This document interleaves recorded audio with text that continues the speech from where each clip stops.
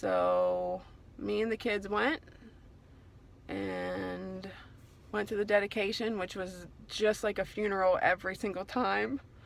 And he stayed back and decided to go camping with my brother-in-law, cousin, or nephews and whatever, and I couldn't find him. I couldn't get a hold of him. I couldn't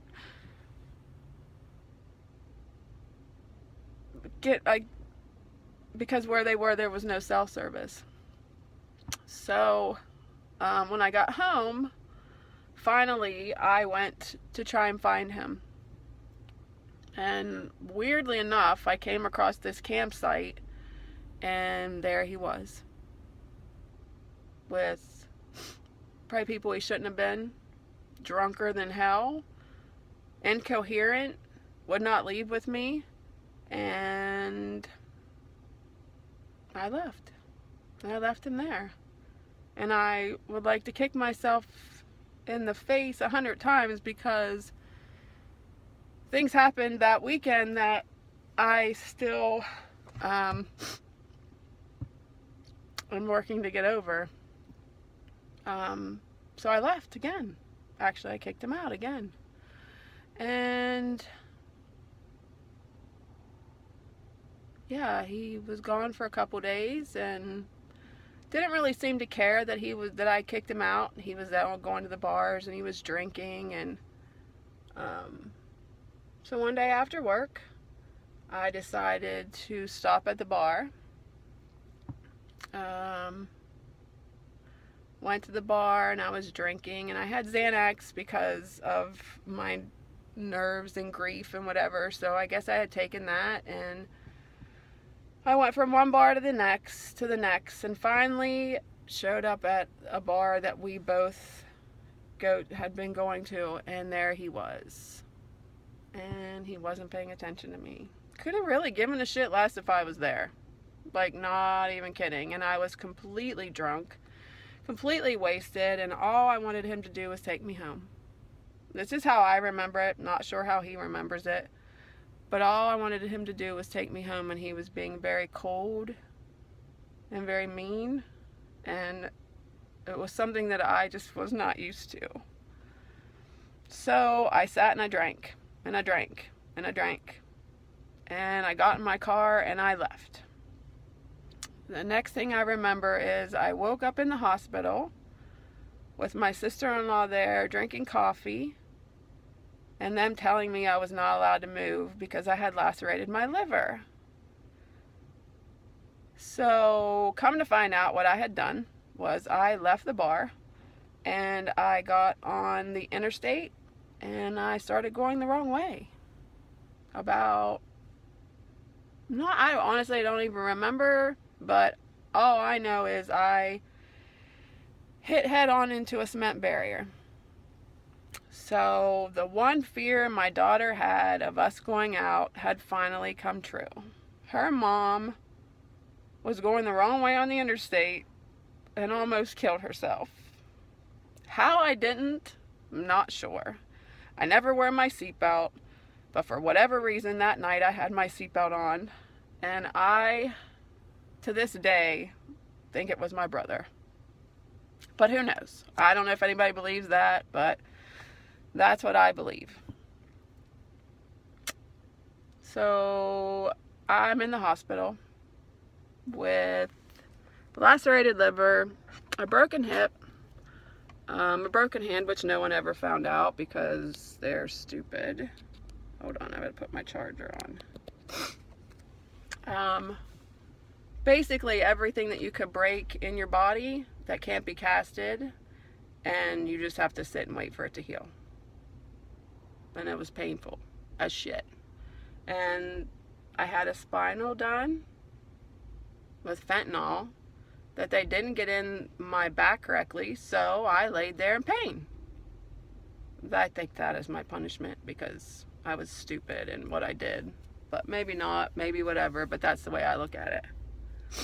So, Duck never came down that day. Not until that evening. That still bothers me, but who knows. But we decided because I needed him to take care of me, he came home. We didn't talk about it. We didn't harp on it. And we were starting over again. So for 6 weeks, I think 3 weeks maybe, he had to basically bath me, help me move, help me get up and down the steps, help me do everything. And I was giving a large amount of pain pills due to that accident.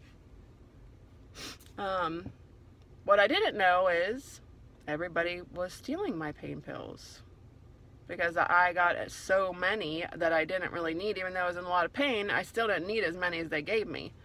But I wasn't paying attention to how many there were, or how many were missing, or how many were coming up missing, or whatever. So fast forward, everything's good. We still are drinking and fighting, but we still are doing our normal. He goes to work, I go to work. We take the kids to their sporting events, play the game. Everything was fine. As much as it could be, I guess. And around, I'm skipping a lot of stuff, but basically it's just the same shit. Fighting, drinking, fighting, drinking, fighting, drinking. 2011, I had been crying and complaining and crying and complaining that there was something going on. I just couldn't pinpoint it. I didn't know. I wasn't getting any attention. I was begging and pleading, and I just got ignored, which, if anybody, I don't take that well. For over a year, this was going, oh no, fuck it. Like, for a long time this happened, but normally I could get his attention enough that he would come back around and be like, let me know how much he loved me, let me know that whatever, and I would feel better for a little while.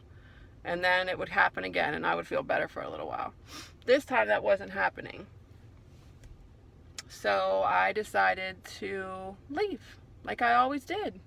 Take Jenna, and I told him I was leaving, and we went to my friend's house, and he never came home. Because he never came after us. He didn't try to get me to come home. He didn't try to talk to me. He didn't make any effort at all, like he used to get me to come home. So something that turned into seeking for attention turned into a complete separation. I moved out, me and Jenna, Josh and Duck stayed at the apartment. I went with friends. We ended up moving in with another friend of mine, and then it started. But by this time, there was things going on that people were telling me that I didn't believe, but it was kind of obvious that it was. He would try to get me back, and he would call me, but then it would stop. Or he would try to get me back, and it would stop. And I got to a point where I don't know if I just shut my emotions off, or I just wasn't dealing with bullshit anymore. And then the realization came that there were drugs going on up there, and supposedly my husband and son were doing them together, which I did not believe, and I fought anybody who would tell me that, because he swore to me that he would never do that, and I believed him. Now, after all of this, and I see what the drugs do, I guess I'm seeing it a little bit in a different light. But at the time, I was very vicious towards him. I was very cruel. I was screaming and yelling and calling names, and I just didn't understand. I couldn't understand. And I hated him. hated him, and I tried everything I could to pull my son away, and it didn't work.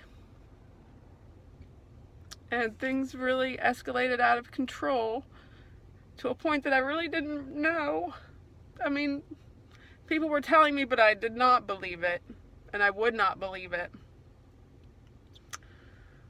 Two, everybody knows the story from there on in. You've heard Josh's story, you've heard Duck's story. I had shut off really all my emotions, and I really couldn't believe any of it. I still didn't, even though it was coming out, and I was just like, yeah, no, not my family. No, not my son. My husband would never do that. And bottom line, I really didn't think that Duck would ever pull himself out, and I hated him for it, and I was done. And I picked up Jenna, who was going through her own thing, and I'm being so whatever that I could see it, but I didn't think it was near as anything as it was. So I packed us up, and I moved me and her back to my hometown so she could get away from all the Josh and Duck, Duck and Josh, the drugs, the Duckworth family, the this and the that. So we moved to Altoona. I brought Josh with me. After a little while, we tried rehab. I still wasn't believing anything. I didn't really even go to the heroin point at all, ever. I wouldn't speak to Duck. He had been to a rehab once, came home. I really didn't care at all.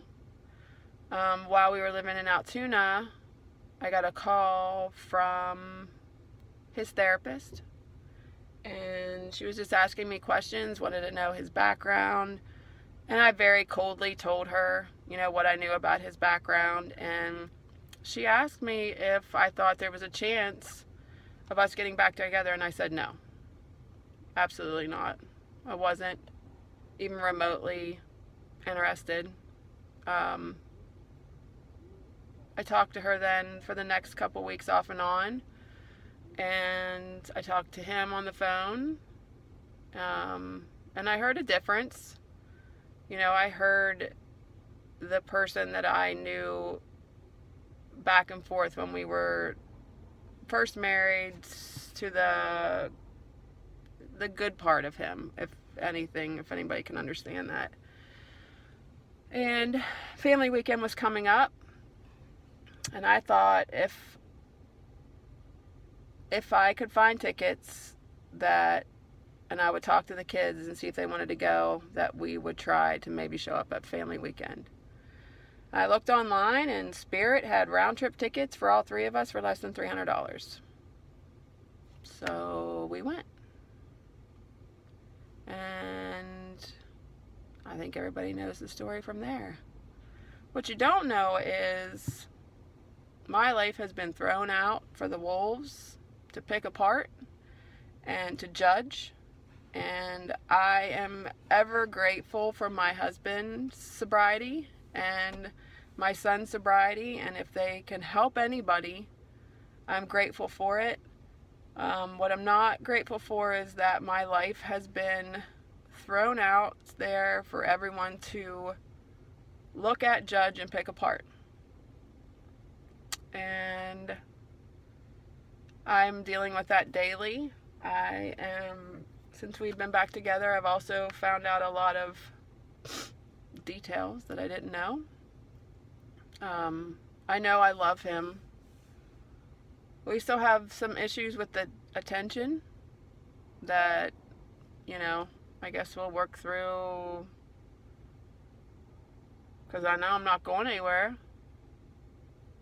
But I've learned so much in the last 4 years about my daughter that I didn't see, about my son and the drugs that were going on that